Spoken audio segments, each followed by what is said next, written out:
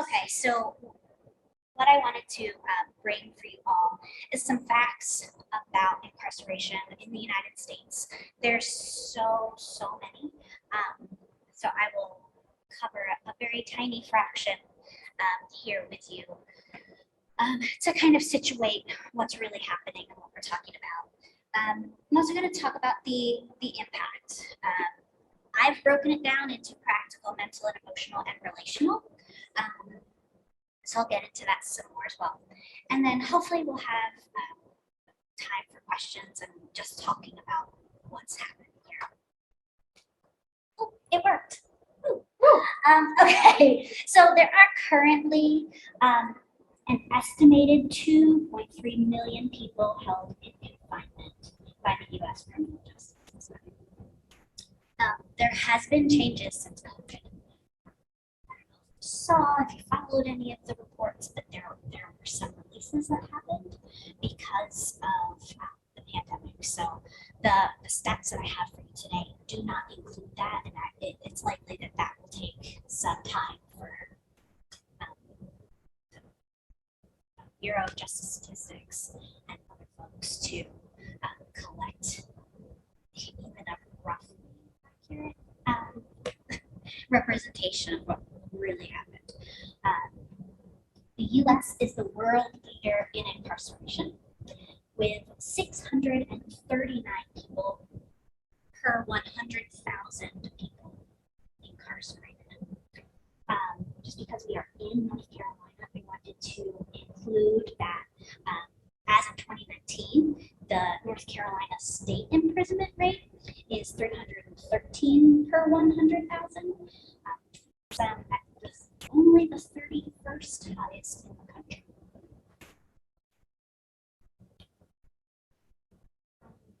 That translates to roughly 6.5 million American adults who have an immediate family member who is incarcerated, and 113 million American adults reported that they have ever had a relative incarcerated. So going further into that reach, we've got 27.5% has had a sibling incarcerated, 18.4% has had a parent incarcerated, 13.5% has had a spouse or co-parent incarcerated, and 12.2% has had a child incarcerated. Part of bringing that into the conversation is to emphasize that it goes far beyond the folks who are incarcerated, and it goes beyond their immediate nuclear family as well. So there are multiple generations that get impacted, and also those generations can continuously be impacted. Generations to come.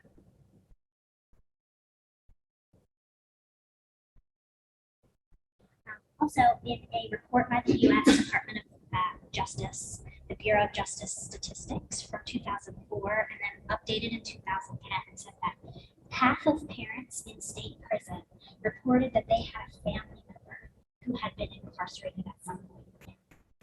So that also goes to continue that it's multi-generational in many cases. I think it would I'd be remiss to not just with a big bold here at the end. Rates of incarceration are disproportionately high for people of color, particularly in the Black community. Black Americans, who make up 40% of the incarcerated population, represent only about 13% of the total U.S. population. Nationally, for every one white person imprisoned, there are 5.1 individuals identified. And in North Carolina has the 34th highest racial disparity in the country. The rate of imprisonment among Black and white males at 4.3 to 1. So again, for every one white male imprisoned in North Carolina, there are 4.3 Black males. I can still hear me. broken down for the purposes of organization and understanding and being able to just kind of collect and understand some of the data that's out there. I've broken down the impact of carceral experiences to practical, mental, emotional, and relational. There's obviously overlap between, and often it's so intertwined that it would be nearly impossible to fully separate. But again, for the purpose of conceptualizing and organizing, this is what I have come to at this point in my search, and it's based on existing literature.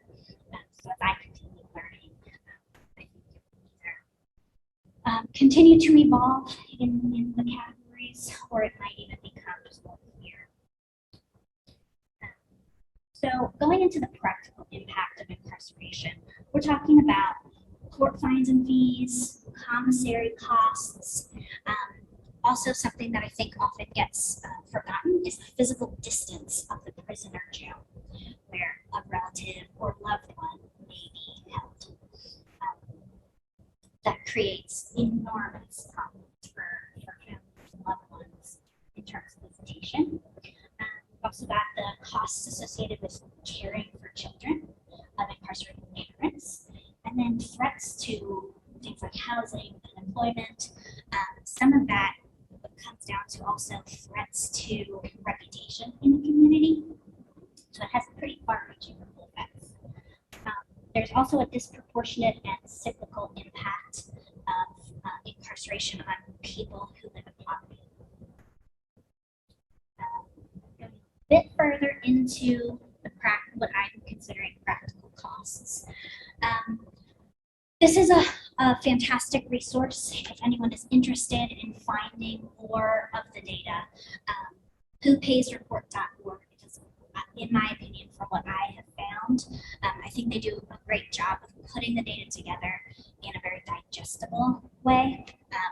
So according to Who Pays Report, families on average paid over $13,000 in court-related costs. And that amounts to roughly 8 months income for the majority of people who were incarcerated.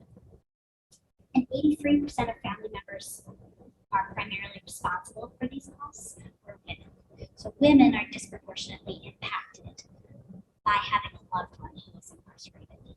And at this point, obviously, we talked earlier during your presentation about women being disproportionately impacted by caring for a loved one who has dementia. So that's presenting itself here.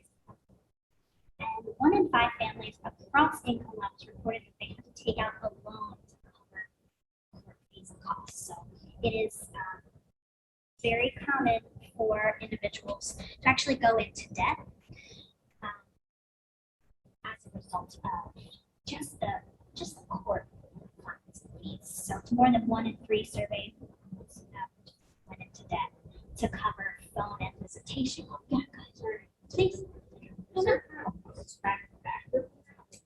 Doing that conversion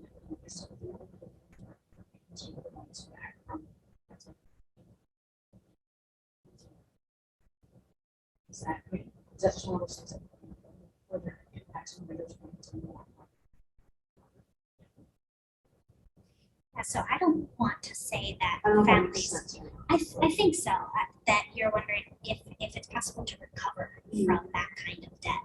It's a significant amount, particularly if it's representing roughly 8 months to a full year's worth of income. And I don't want to say no that they can't.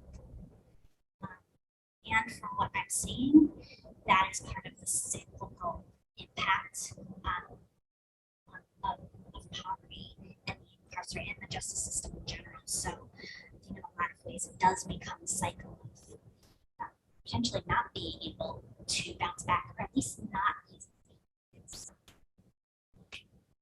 There's a lot of work to be done, but that's an excellent question. Yeah, it plays into all of this because you go from the last slide was about the court costs. Then it's more than 1 in 3 go into debt to cover phone and visitation. So prison or jail being far from home. Some people might have to take buses and trains, even fly to a new state to visit their loved one. There's also a new kind of process of doing video calls with an incarcerated loved one. The fees for that is no, that's just a regular phone. It's not like having an unlimited calling plan, or I don't know if either of you remember when there used to be like 10, 10, 3, 2, 1 to have an affordable call. These are coming in at like $2, $3 a minute sometimes. And how often do you contact your loved ones? How often do you want to and getting your spot in line in what might potentially be an overcrowded jail or prison? Not to mention considering having to make phone calls to legal representation. There's just so many issues here. In addition, so going off of this with poverty, 2 in 3 families had difficulty meeting basic needs as a result of a loved one's incarceration. Nearly 1 in 5 families were unable to afford housing due to loss of income, resulting in a loved one's incarceration, and 70% of these families were caring for children under 18.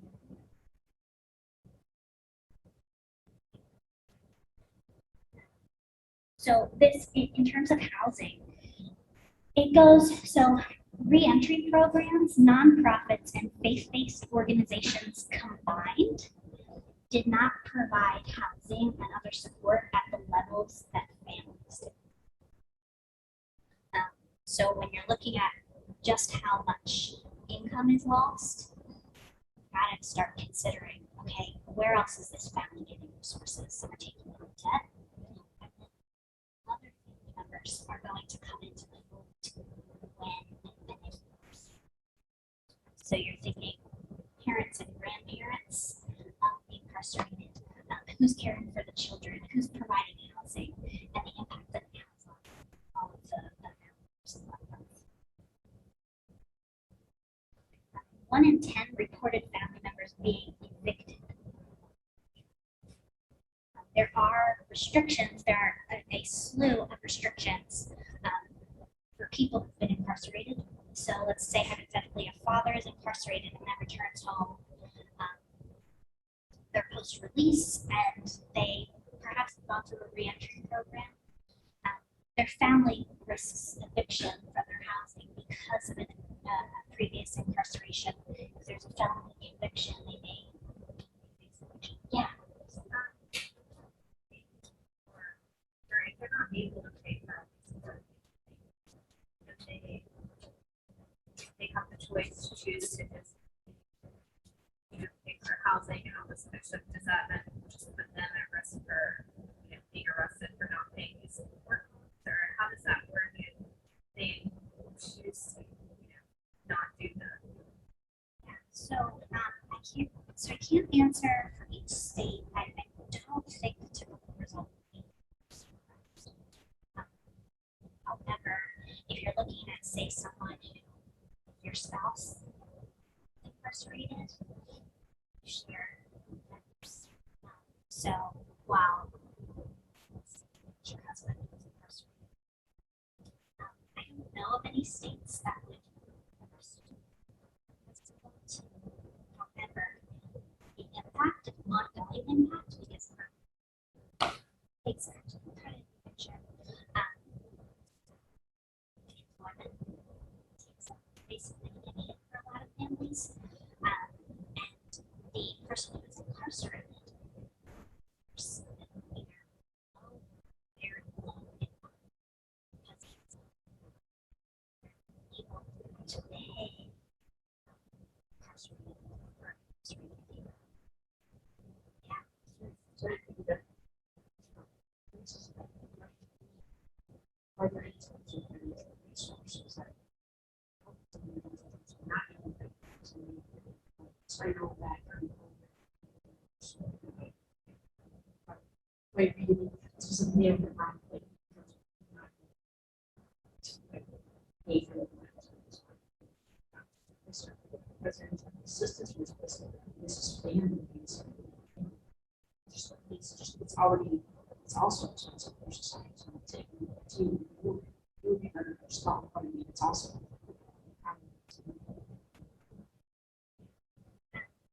So sorry I neglected you before. The question was basically, are there resources to help family members who are struggling financially and are obviously trying to keep a roof over their heads? It's an excellent question, and it's yes and no and kind of. Yeah, so there are reentry programs. There are nonprofits and religious organizations who provide support.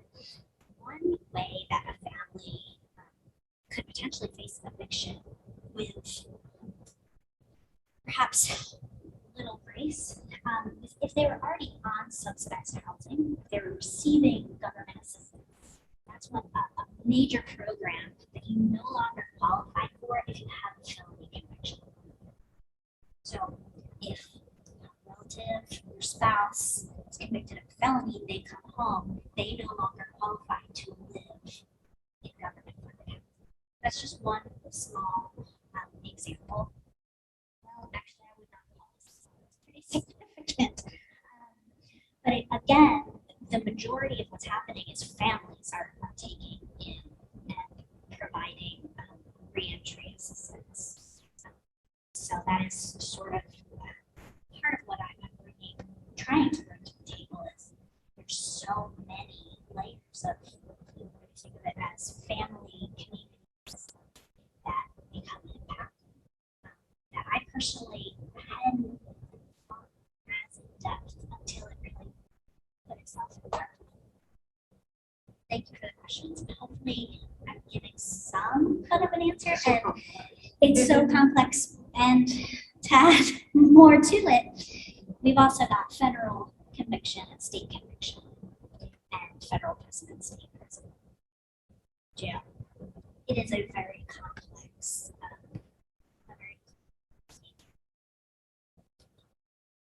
so talking about the mental and emotional impact. So I'm sure you all can imagine as counselors and helpers and just lovely people. You can imagine that there is really a relationship, that overlap that I mentioned before between all of those practical costs and the weight that that has in your mental and emotional well-being. So families who have experienced the incarceration of a loved one have reported post-traumatic stress, anxiety, depression, shame and guilt, social isolation, and stigma. I think that one of the big things that kind of presented itself to me was considering the shame and guilt that comes and connected to social isolation often when a family member is incarcerated, that as if there weren't enough stigma on seeking mental health treatment and care and wellness. You add someone who's been accused or convicted of a crime that our society has deemed inappropriate, and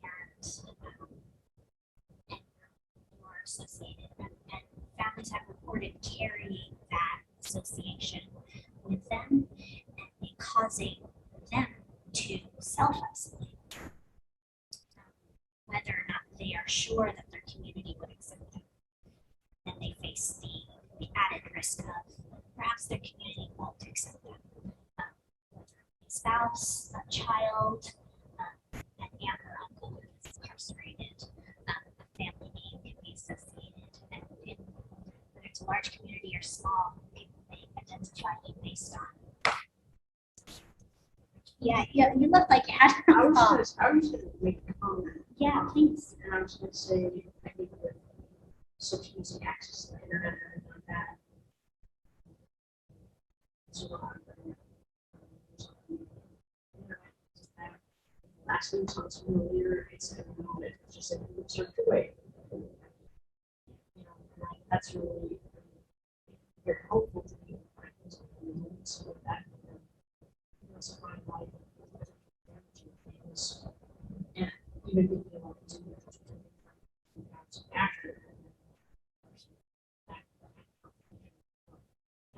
supporting what you did, even if that was not very still having that problem. Not being able to understand. Absolutely.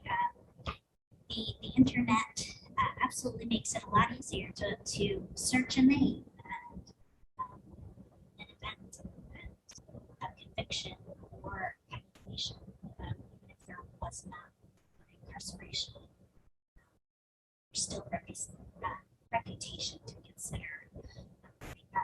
In no way do I want to downplay people who have survived or been victims of crime. I don't want to downplay that at all. And in addition to the individual who may or may not have committed the crime, their families are feeling repercussions on so many levels as well. And that was very apparent to me sharing their story and making me realize how little I knew and just how vast this situation is in our country. Moving on to relational, the barriers to communication and visitation, like we mentioned, distance, cost of phone calls, video calls, potentially, if you're a mother and your spouse is incarcerated, sole income, are you taking off of work to go visit your spouse? Are you going to risk missing work and potentially losing your job so that your children can go see their incarcerated parent? And then that, of course, lends itself to decreased bonding between the incarcerated individual and the loved one. And then for those who are not incarcerated, they are facing new roles and responsibility within their family system. So whether you've newly become a single parent, or you may be an aunt or uncle and taking in your niece or nephew because one or both parents are incarcerated. It has been, lots of families have reported caregiving been taken on by the grandparents of the child who goes from the parents. So again, just multiple levels within the family system.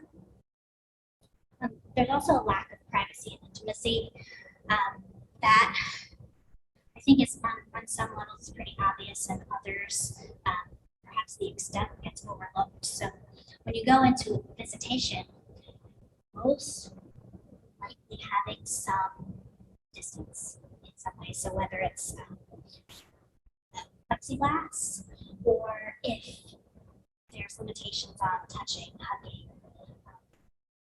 touching a hand, so that lack of intimacy. Also letters, open, phone calls monitored.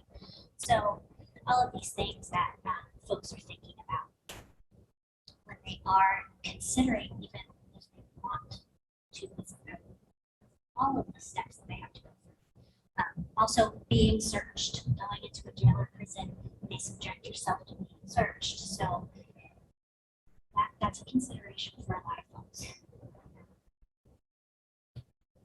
So keep an eye on our time. There are existing programs. There are programs, like I mentioned before, that are not-for-profit, that are community-based, and are specifically based around the issue of incarceration. What I have found thus far over the past year and a half, the majority of programs that exist are child-focused. So they mostly revolve around children who have parents who are incarcerated, parent or parents. Again, I don't want to downplay that. That's incredibly important that we have these programs in place and continue to focus our resources and energy and research into the impact of incarceration on children with incarcerated parents. And it just really highlighted a gap for me in terms of what about the spouse? What about the parent who has a child or grandparent who just became a parent? what are we offering for people who are taking in relatives because they've lost their house? What are we providing for other folks outside of children with incarcerated parents? And what that's not a lot. Within the programs that do exist, I've found that they primarily are run either by social workers, pastoral, their religious affiliation, or some volunteer workforce. All wonderful.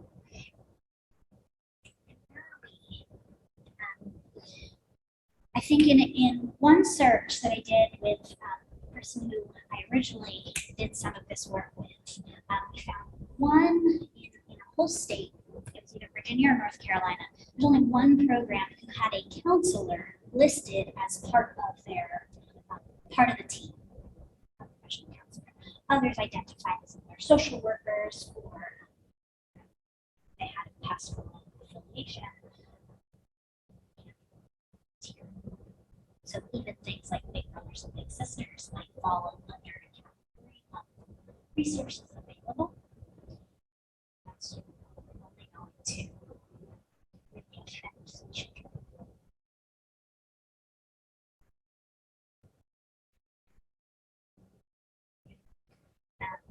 Do you have any thoughts on that?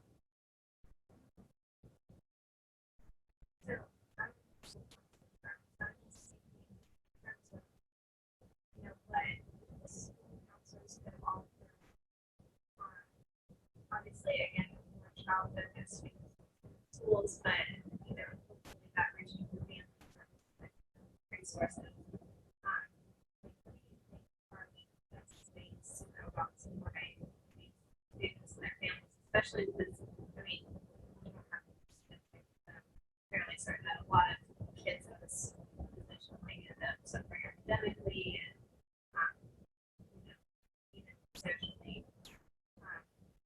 So, I think that would be a huge area we're able to offer any sort of.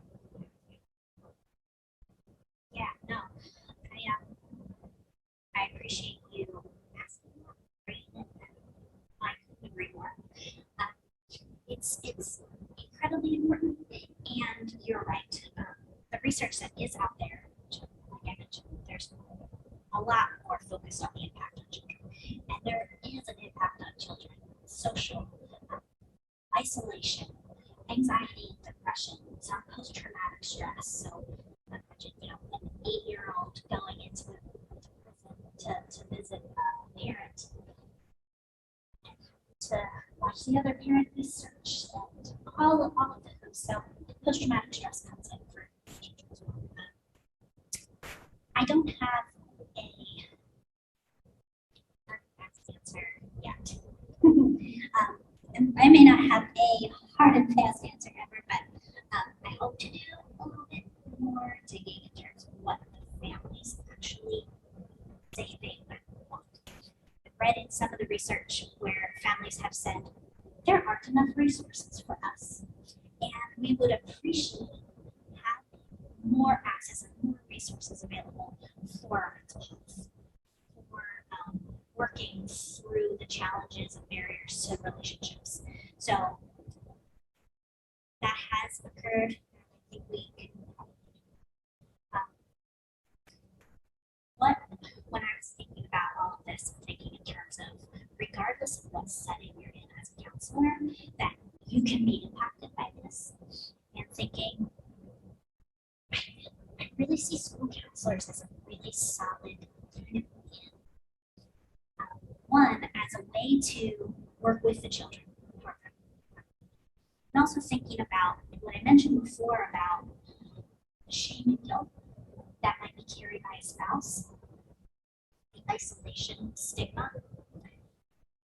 It might be a population that's a bit harder for us to reach, to say, hey, counselors, we have unconditional positive regard, and we are here, and we see you. So that might be a more difficult population to reach. A school counselor who might have contact with a child with an incarcerated parents, perhaps you have counselors in your area who are familiar with the systems at play, and who you might get to even prepare to say, hey, if you're this is happening. I have X amount of kids with their parents in prison. Obviously, maintaining confidentiality, but say this is what I'm seeing in the community, and I think we might benefit from counselors stepping in and making that connection for the families. That's the thing is I see a lot of school counselors being a link, especially for families and long-term therapy. That's not something that they receive in schools. But even like you said, these groups having peer groups for the kids that are starting back or kids that have been incarcerated because of college or right. But having that space where maybe they do feel a little more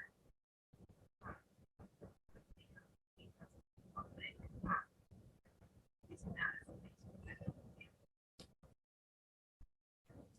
a way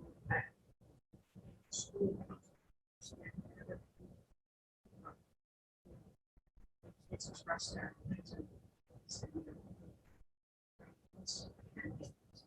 Sometimes they actually do.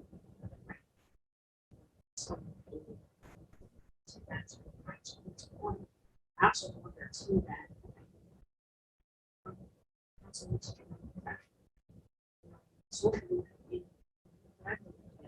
social workers.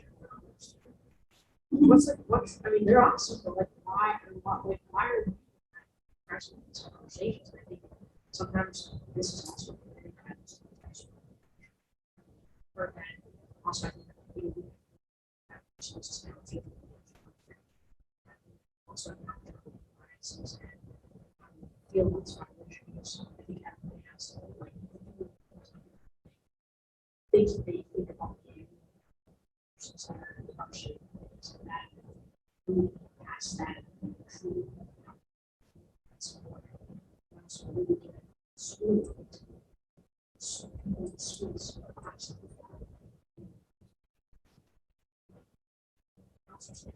I'm not saying school counselors, but like other counselors. Yeah. School. So of course we're going to see later just like with what you're saying, the difference between the social workers and the counselors. I think just from how I see other people perceive the professions, it's like usually the mental emotional stuff always comes secondary, and people think of like social workers as being more like physical assistance, and so I think that's we usually they go there first because they think of this person is going to help you with like the physical resources, but they're still suffering that mental emotional.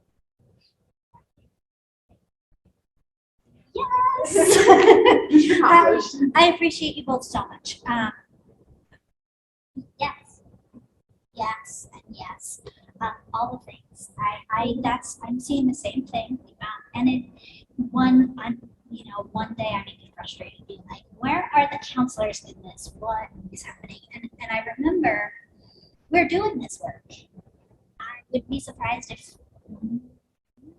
many counselors have done a lot of work within the criminal justice system with the systemic impact of incarceration. And perhaps we're not documenting it. Perhaps we're not doing program evaluation. Perhaps we're not talking about it as much as it's actually happening. And we are a new profession. And there are associations with social work and resources and hard resources.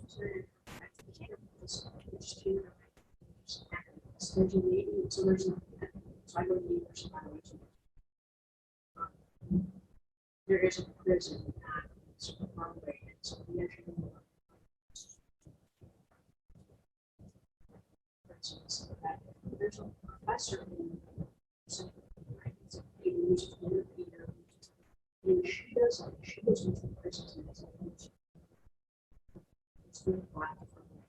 She's writing a book on, so I think she took a lot of acts and she's really good. Classes for it, but just to say that there's a lot. It's just I think I asked about perceived differently. She should. I want to say also that practitioners, our professional counselors are out there doing the thing. And it's a lot of work.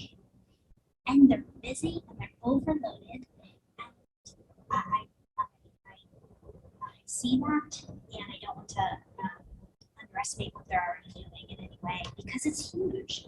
And I want to connect with them and say, hey, let's talk about what you're doing. Let's work together and see how we can bring this to other communities. Because, someone in my cohort is doing beautiful work with some of the local justice system.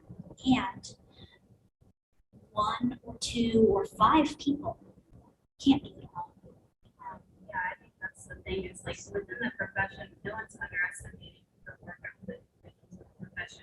It's just the rest of society underestimating what the profession offers, and therefore not having enough place.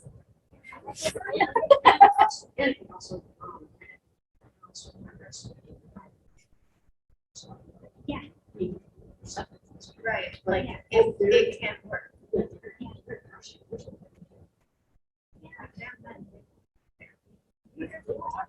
Yeah. And it really, having clients come in and say, my spouse is incarcerated and I am struggling. I think the core of counseling, we are already equipped to work with families or loved ones of incarcerated individuals. We have the basis of what we need. And I think we can take it a step further when we can see the systems that happen and kind of have in the back of our mind, oh, this may, certainly it's not the same for every person, every family, but this may be impacting this person on more levels than they're saying. And here's what I can offer. Here's what I can open myself up to. Here's how I can express the unconditional positive support in a way that sees the situation that they're coping with day to day. Possible point there, which is part of the solution. It's like you say, someone walking in and saying, like, my spouse is incarcerated and I'm struggling. Maybe that doesn't happen, but if the counselors are already part of the framework of someone they meet along the way with all these support issues, and they have to go through such a process that there's not ever a counselor built into that process. You can't say they don't work because they don't have the access or maybe the knowledge that they're even available. And it is hard to just walk in somewhere and say, this is what I'm feeling, but like just put someone in place so that they don't have to do that. I think what I'm hearing you say more broadly is I think what I'm also going for is building relationships in the community, state level, federal, as a professional, as the individual in your community. You might be the only counselor in 30, 40, 100-mile radius. It could just be you. But making the connections and building the relationships is important and also really difficult. And figuring out ways to keep moving with that. I want to talk about whatever is on your mind because I'm having a lovely time. But for the sake of being able to stop for them relatively on time, just want to go on to one more thing before we step back. And it's, I don't know, it felt really important for me to say that the impact of incarceration is so much bigger than what I brought to you today. It's multi-systemic. There's so many layers. You have the incarcerated individual, their children, spouse, family, actual monetary costs, mental health and wellness, career implications. This is a huge issue. There is racial and socioeconomic disparity. There is gender disparity. There's a lot happening here that I didn't even begin to scratch the surface. That I excluded for time's sake and for the focus of our conversation. And because I have so much left to learn, so much work left to do to educate myself on this. And so I want to acknowledge that what I shared is just a small fraction of the significance of this issue. So if you have any thoughts of things that were left out, I am happy to talk about them because it's very important. And I just wanted to take a moment to acknowledge that because there are so many things that were not addressed today. So what? I was going to say, one, I was going to say, this definitely is. So, the other thing too is that I think it's important that as a profession, we really continue to practice prevention to look at saying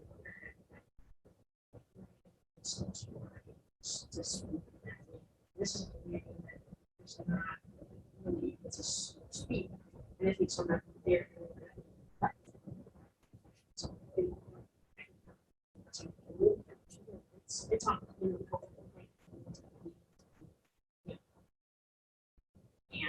and sit with that especially with some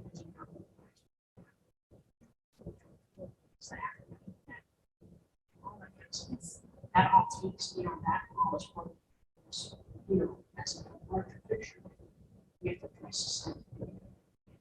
So I think it's super important. But it is complex, just like underlying stereotypes, all of this. Yeah. Like this population is seen as so much less than that. Like even the requirements to work within the system are so low. Like I remember getting out of undergrad psychology degree, and there are tons of jobs that you can have in the prison, working in mental health, and like you're not qualified to actually give good care, but they don't care. They need someone in there to say we're fulfilling this need. And so I think, like you say, with the systemic issue is that they're not even offering positions for qualified people to really make change and help these people. And I feel like that's the core of our job to almost force ourselves and embedding in this kind of system because they're not getting the quality of care that they need to lower the recidivism and get them out and get them back to becoming functional members of society. That's such a big issue. There's a lot happening here.